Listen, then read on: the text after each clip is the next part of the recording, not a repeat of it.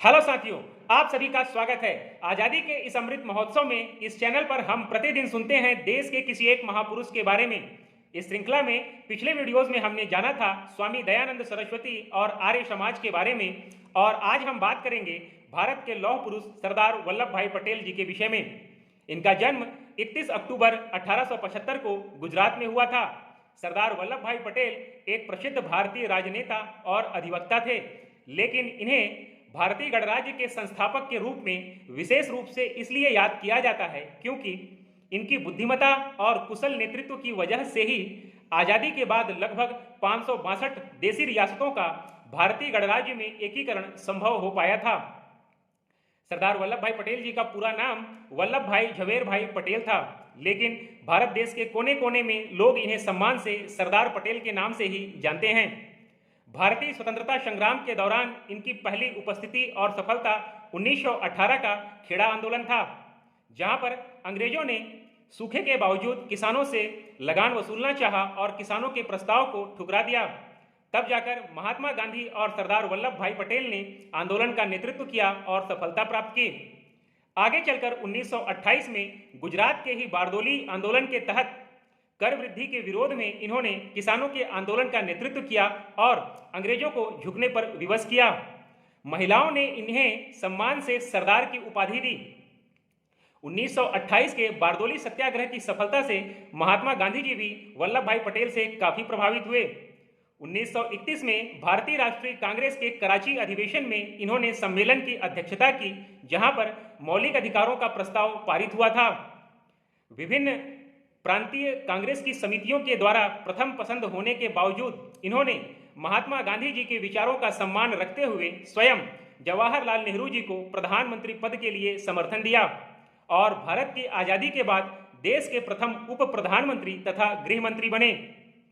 वैसे तो सरदार वल्लभ भाई पटेल के द्वारा भारतीय एकीकरण के लिए किए गए सभी प्रयास सराहनीय हैं, लेकिन इनमें से एक दो की चर्चा करना आवश्यक है। जैसे इन्होंने जूनागढ़ में जनमत संग्रह कराकर और हैदराबाद में ऑपरेशन पोलो चलाकर उन्हें भी भारतीय गणराज्य में मिला लिया।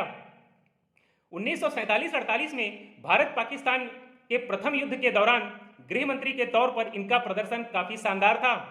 इनके नेतृत्व में ही भारतीय सेना कश्मीर के 2/3 हिस्से पर काबिज होने में सफल रही, लेकिन तात्कालीन परिस्थितियों के अनुसार जब मामला अंतर्राष्ट्रीय पटल पर चला गया और यूएनओ की मध्यस्थता के कारण पाकिस्तान 1/3 हिस्से पर आज भी काबिज है, जिसे हम पीओके या पाक ऑक्यूपाइड कश्मीर के नाम से जानते हैं। 15 दिसंबर 1950 को सरदार वल्लभ भाई पटेल जी की मृत्यु हो गई। मरणोपरांत इनके सम्मान में भारत सरकार ने इन्हें 1991 में भारत के सर्वोच्च पुरस्कार भारत रत्न से सम्मानित किया। भारत देश के कई राज्यों में इनके नाम से कई संस्थाएं और संगठन स्थापित हैं। इनमें से 2-4 नाम मैं आपको बताना चाहूँगा, जैसे सरदार वल्लभ भाई पटेल अंतर्राष्ट्रीय एयरपोर्ट अहमदाबाद, सरदार वल्लभ भाई पटेल राष्ट्रीय स्मारक अहमदाबाद, सरदार वल्लभ भाई पटेल राष्ट्रीय पुलिस प्रशिक्षण अकादमी हैदराबाद, सरदार वल्लभ भाई पटेल पुलिस संग्रहालय कोलम, सरदार वल्लभ भाई पटेल प्रौद्योगिकी एवं कृषि विश्वविद्यालय। इसके अलावा इनके नाम से कई प्रौद्योगिकी एवं इंजीनियरिंग कॉलेज, स्टेडियम तथा अन्य कई संस्थाएं देश के कोने कोने में स्थापित हैं। 31 अक्टूबर 2018 को भारत के प्रधानमंत्री नरेंद्र मोदी जी के द्वारा अनावरण की गई इनकी लौह मूर्ति, जिसे हम स्टैच्यू ऑफ यूनिटी के नाम से भी जानते हैं, विश्व की सबसे ऊंची मूर्ति है, जिसकी ऊंचाई 182 मीटर है। यह नर्मदा नदी पर स्थित सरदार सरोवर बांध से कुछ दूरी पर साधु बेट द्वीप पर स्थित है।